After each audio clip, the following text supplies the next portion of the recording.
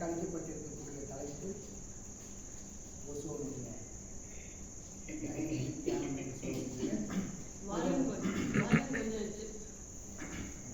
Rice பண்ணணும்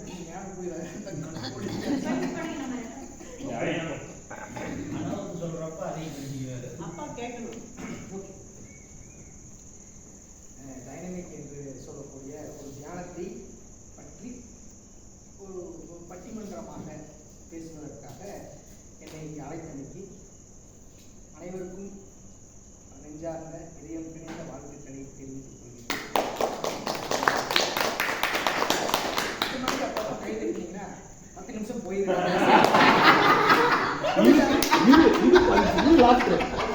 எடுத்து பார்க்குறேன் வீடியோ வந்து எடுத்து பார்க்குறேன்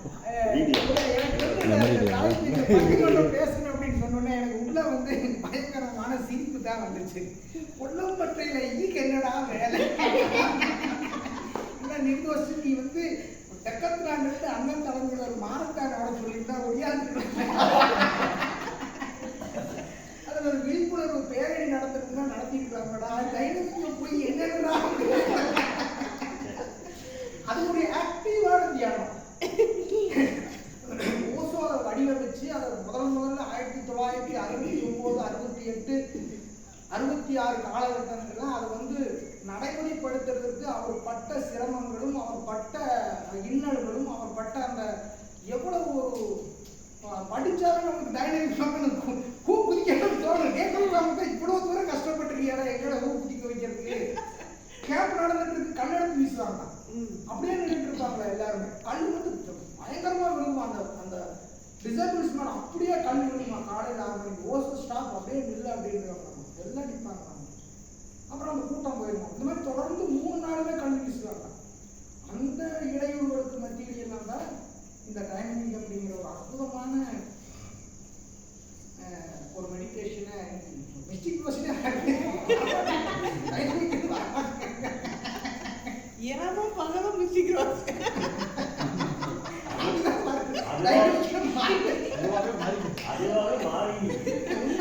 நீங்க வரல, நீங்க மறுத்துருந்தீங்க தெரியும். அண்ணன் பண்ண டைனமிக்கே வரல சாப்பிடுது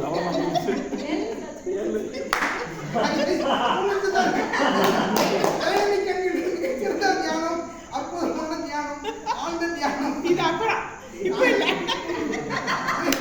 அனைவரும் பண்ண வேண்டிய தியானம். ஆனா ஒட்டுமே தியானத்துக்கு மட்டும் வரமாட்டேங்க. ஏன் என்னாச்சு?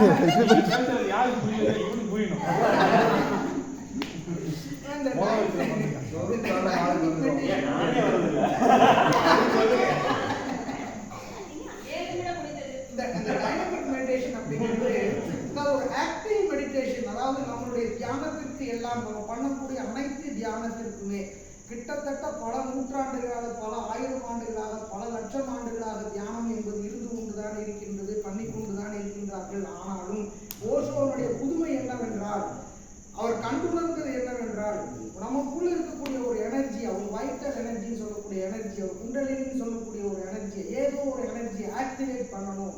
ஆக்டிவேட் பண்ணணும்னா பிரீத்திங் ஸ்டைல் மாற்றணும். இந்த பிரீத்திங் வச்சுக்கிட்டு ஜாசியில் உட்காந்துட்டு, மௌனத்தில் உட்காந்துட்டு, விபாச்சனையில் உட்காந்துட்டு நடக்க போகிறது ஒன்றுமே இல்லை.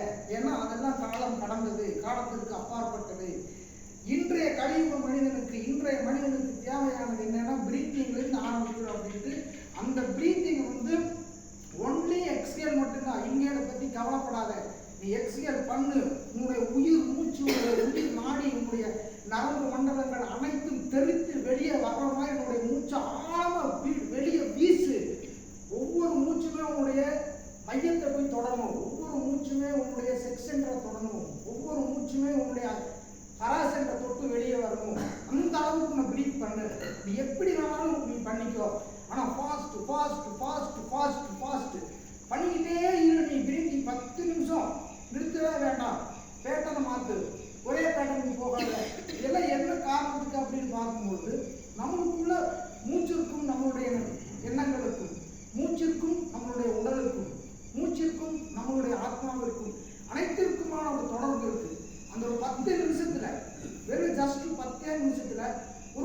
புரட்சிகரமான புத்தகத்தை போய் 2 வருஷம் உட்காந்துருக்கணும் ஒரு சைலன்ஸ் என்னன்னு தெரிஞ்சுக்கிறது. ஆனா இது அப்படி இல்லை. ஜெட்டு, ராக்கெட்டு, ஒரு ஒரு அதிவேகமான அதி உன்னதமான புரட்சிகரமான இந்த யுகத்திற்கு தேவையான ஒரு டைனமிக் மெடிடேஷன். அது டைனமிக் மெடிடேஷன் தான். அந்த டைனமிசம் அதுல இருக்கு. அதை நம்ம உட்கார்ந்து அந்த பர்ஃபெக்ஷனோட அவர் சொன்ன அந்த கிரிட்டீரியாவோட பண்ணிட்டோம்னா 21 days 10 days 15 days ஒரு நாள் முழுமையாக பண்ணிட்டோம்னா அதில் இருக்கக்கூடிய டேஸ்ட் நீங்க பார்க்கலாம், சைலன்ஸ் நீங்க பார்க்கலாம். இம்மீடியட்டா அந்த சைலன்ஸ் உங்களுக்கு கொடுக்கும். இதுதான்டா சைலன்ஸ் அப்படிங்கிற நீங்க யாருக்கிட்ட எந்த ஸ்கிரிப்சர்ல எந்த புத்தகத்தை யாருக்கிட்டையுமே படிக்க வேண்டியதில்லை. உள்ளார்ந்த அனுபவமாக அது மாறும். இதுதான் நான் தேடிட்டு இருக்கேன். நீங்க யாருக்கிட்டையும் சொல்ல வேண்டியதில்லை, நீங்க யாருக்கிட்டையும் விளக்க கேட்க வேண்டியதில்லை. இதுதான் சைலன்ஸ். ஆனா ஏன்னா காமிக்கிறதுக்கு அந்த சைலன்ஸ் இருக்காது. ஏன்னா அது உள்ள இதயத்தில் இருக்கும், பீயிங்ல இருக்கும், உங்களுடைய உயிர் நாடியில் இருக்கும். அப்பேற்பட்ட ஒரு அற்புதமான இந்த டைனமிக் மெடிடேஷன் அப்படிங்கிறது எனக்கு பேசுறீங்கன்னா ஒரு 10 மணி நேரம் பேசலாம். ஒவ்வொரு மூச்சில் ஆரம்பிச்சு அந்த ஒவ்வொரு மூச்சு எதெல்லாம் கனெக்ட் ஆகும், எப்படி கனெக்ட் ஆகும், கத்தாரிசிஸ்ல என்னென்னலாம் கனெக்ட் ஆகும். கத்தாரிசிஸ்ல சாமி சொல்லியிருக்காரு, இதயத்தை ஓப்பன் பண்ணுங்கள், உங்களோட இதயத்தை திறங்கள் அப்படின்னு. அது எப்படி ஹவு டு அது எப்படி நம்ம ப்ராக்டிஸ் பண்றது? சாக்ரட்டிஸ் சொன்ன மாதிரி நோயிங் இஸ் ப்ராக்டிஸ். ஹவுன்னு கேட்டீங்கன்னா அந்த இடத்துல மைண்ட் வருது. கதவு இருக்குது, கதவை திறந்துட்டு போனா ப்ராக்டிஸ் போயிடலாம். நான் எப்படி போறது, ஹவு அப்படிங்கிற கொஸ்டின் போட்டோம்னா அந்த இடத்துல மைண்ட் வந்து எதுவும் நடக்காது. So practice, knowledge is practice. நாலேஜ்ங்கிறது என்னன்னா இதுல வரக்கூடியது உள்ளார்ந்த அனுபவம். புத்தகங்கள் படிக்கிறதுனாலையோ ஸ்கிரிப்சர் கேட்கறதுனாலையோ டிஸ்கோர்ஸ் கேட்கறதுனாலையோ அல்ல.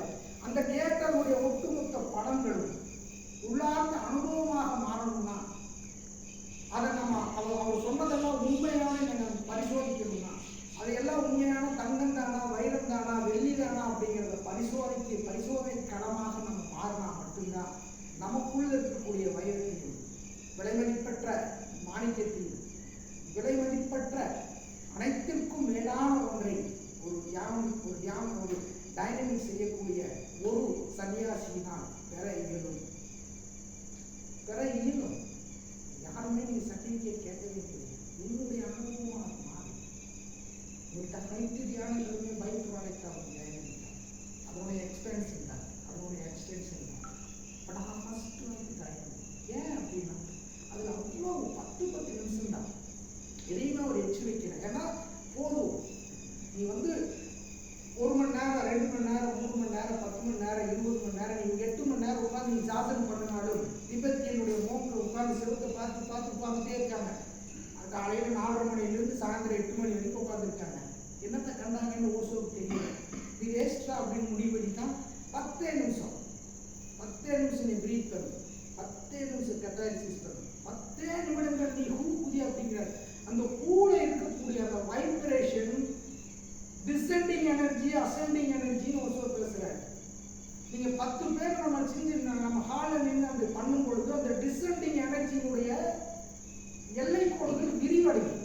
இந்த ஹால் முழுவதுமே வந்து கொட்டும். இந்த ஹால் முழுவதுக்குமாகவே டிசெண்டிங் எனர்ஜி வந்து இறங்கும். அசெண்டிங் எனர்ஜி கீழே நீ ஹூ அடிக்க கீழே இருந்து அசெண்டிங் எனர்ஜி, டிசெண்டிங் எனர்ஜி மாறி உனக்குள்ள ஒரு எனர்ஜி சர்க்குலேஷன் ஆயே தீரும். அந்த எனர்ஜி சர்க்குலேஷன் எல்லாம் கண்ணுக்கு பார்க்கலாம்.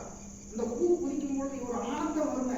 அடே அப்பா இந்த ஸ்டாப் அப்படின்னு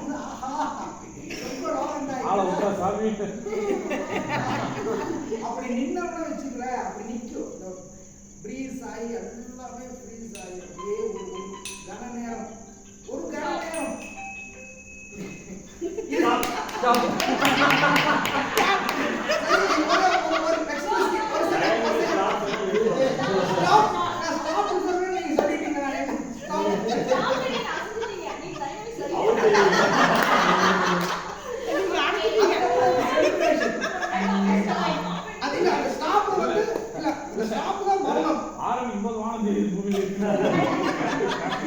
அந்த ஸ்டாப் தான் மௌனம். அந்த ஸ்டாப் வந்தாச்சுன்னா ஸ்டாப், எவ்ரிதிங் ஸ்டாப்.